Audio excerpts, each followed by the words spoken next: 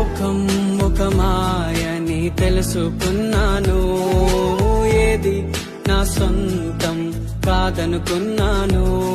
ఈ లోకం ఒక మాయని తెలుసుకున్నాను, ఏది నా సొంతం కాదనుకున్నాను. తప్పిపోయిన కుమారుని నేనైతే, నా కొరకై నిరీక్షించే తండ్రి నా యేసు.